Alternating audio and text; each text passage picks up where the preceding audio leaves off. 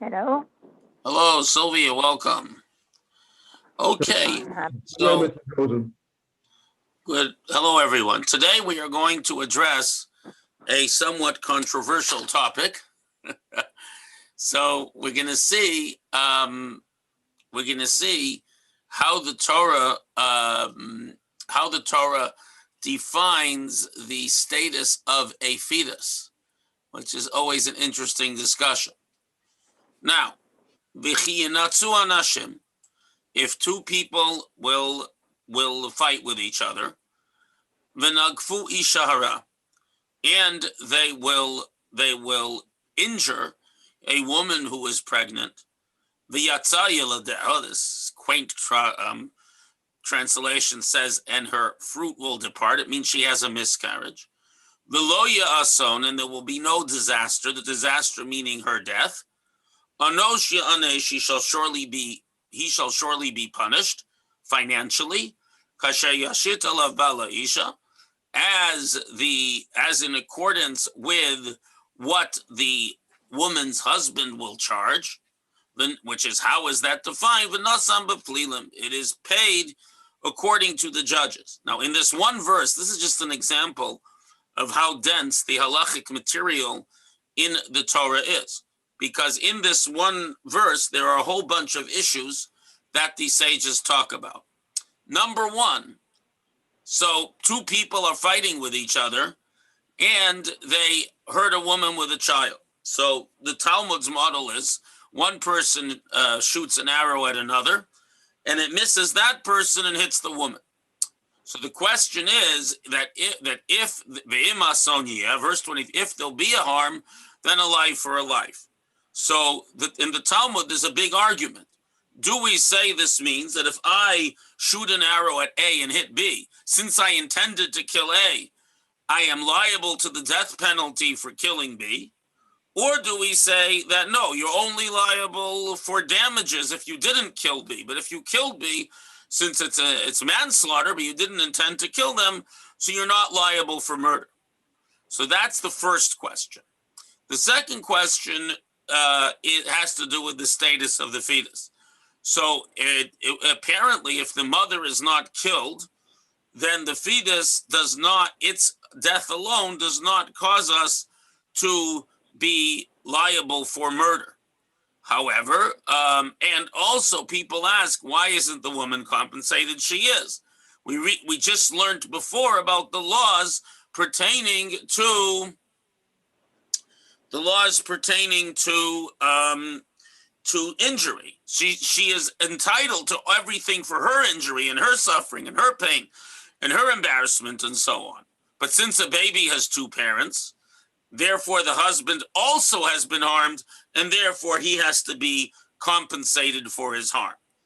Why is it not considered murder, feticide?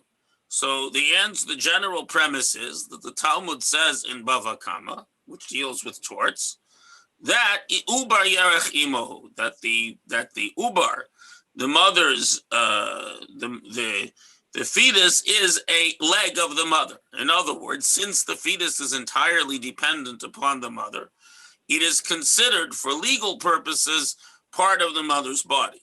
Now, obviously, you wouldn't amputate someone's leg at the hip unless you desperately needed to. It's a terrible injury. By the same token, it's a terrible thing to end the life of a fetus. But nevertheless, why would you amputate a leg? To save someone's life where that leg is gangrenous and could kill the whole person. That's the only reason you'd amputate a leg, is to save a life. So too, to save the mother's life, it's permissible to terminate the fetus. And therefore, where a fetus is killed by an attack on the mother, if the mother survives, it may be very close to murder. It may not be permitted by Jewish law, except in extreme circumstances, but it is not in itself murder. Why? Because the reality is that because the fetus is entirely dependent upon the mother, the fetus is considered to be a integral part of the mother. Obviously, it's a very serious harm to chop off someone's leg, and you would only take someone's leg if necessary. So you get the idea of how we look at it. So it's a very serious problem if there isn't a pressing reason to do so. But it is not precisely murder because the baby's life has not yet been separated from the mother and they form a single covalent entity. And does this mean the fetus at any point in its existence? As long as it's dependent on the mother. Yes, Jewish law is quite broad on this. As long as it's dependent on the mother, as long as it's not breathing on its own, which the Talmud defines as when the head comes out. But as long as the fetus is not breathing on its own, the mother's life takes priority. And that, and obviously there's enormous discussion, and before 40 days of development, the law is much more lenient vis-a-vis where there's a perceived need for a pregnancy termination and so on. But generally speaking, we consider it a very serious problem. It's something close to murder, but there are times where you wouldn't be allowed to kill someone that you would be allowed to terminate a fetus. But again, we see this as a serious injury rather than out and out homicide. Okay. So that's the basis for all of Jewish law on the discussion of pregnancy termination and all that. And again, to be clear, and where it says a life for a life, and then it says an eye for an eye, a tooth for a tooth, a hand for a hand, a foot for a foot. Now, why is it not in the same verse as life for a life? So it's quite clear, because life for a life means we do give capital punishment for murder. But for an eye and for a tooth and for a hand and for a foot, we only charge money. We don't actually, if you put out someone's eye, we don't put out that person's eye. If someone put out that person's hand, we don't take off their hand. Why? Because when a person is dead, their life is over, and therefore the person needs to be punished for doing that. Where a person is alive, we need to provide them with the wherewithal to live as well as they can with the loss of the limb. And therefore, it means compensation and all the means of compensation that we spoke about. And the same applies for burning in place of burning, a wound for a wound, a bruise for a bruise. The reason these two are separated is because in the first case, there's permanent loss. In the second case, there's only temporary loss of function, or no loss of function at all.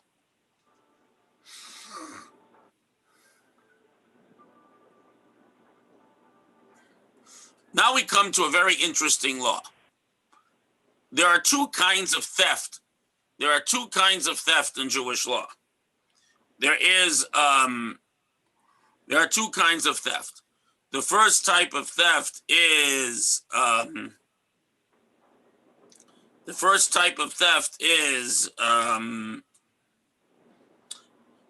where you brazenly grab something, snatch and grab. The other is where you sneak in and steal something. That's Geneva, where the owner isn't looking. Armed robbery is considered Geneva because why? Because the snatch and grab, you are grabbing it brazenly. Where you use a weapon, you're guaranteeing your success or ensuring your success, as you do with a sneak theft. So it's seen as more planned. And therefore you have to pay double.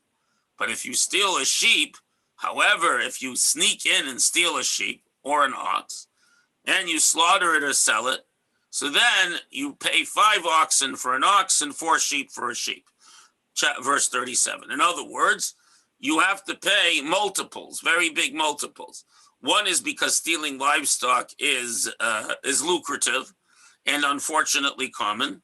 And unlike cattle rustlers in the Old West, we merely make them pay 5 times as much rather than hang them, which was the custom in the American West until really the first decade of the 20th century. So we're nicer about that. Now, why is it 5 oxen for an ox and 4 sheep for a sheep? So there are two very nice midrashim on this. The first says that since the thief, an ox you drive in front of you, but sheep are slow. So when you steal a sheep, you put it on your back and you run for it. So since the thief had to endure the indignity of schlepping a sheep on his shoulders, we only make him 4. The other explanation is that an ox doesn't just provide plow services; it also provides meat. So because it doesn't, since the ox works for the sheep, you just share it and milk it and then make it into meat. It doesn't work. But the ox works for a living. It also, so therefore you have to pay 5 times as much because you're depriving the owner of its work. And the other idea is to show our respect for hard work. The ox gets paid more times because the ox is more respectable. We have greater respect for the ox because the ox works for a living. As the Talmud says, this is the power of work. That good, hard, honest work is something that the Torah respects. So if you engage in stealing, because obviously it's, one sheep looks like the other, unless you look for the tag or the brand. But so it's easy to steal. So the commentaries say because it's easy to steal, and this was the common denominator of wealth, the temptation is very great because sheep are all over the place. A shepherd, only watches them in general.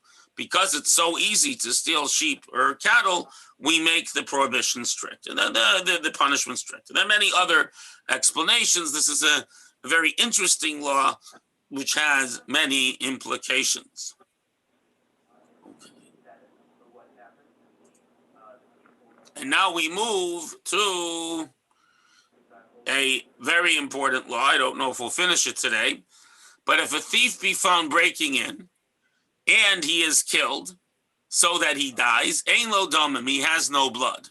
Which means to say that if a thief breaks into your house and you come across him and you kill him, so then you have no blood guilt, you are innocent, unless the sun shines upon him, damim lo, then he does have blood guilt. And if you kill him, you are liable to death. If he steals, he has to pay.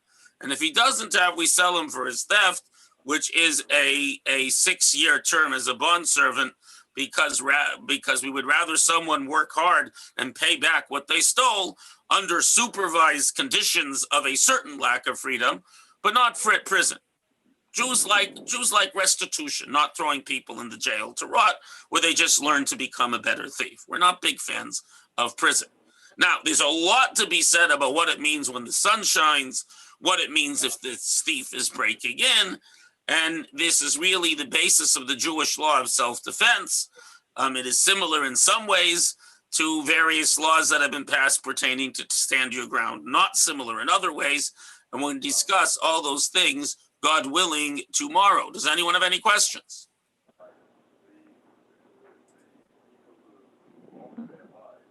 No questions today. No questions. That's good. Okay. Well, I will wish everyone a truly wonderful day, and we'll learn about thieves and more tomorrow, God willing. Until tomorrow morning. Thank you, Rabbi. Actually, today's Thank Thursday, you, so anyone Rabbi. wants to join us tonight for the big idea, please do so. All the best. Thank you. I will do. When is the big idea? 7:30 p.m. It's in the email I sent you. Thank you.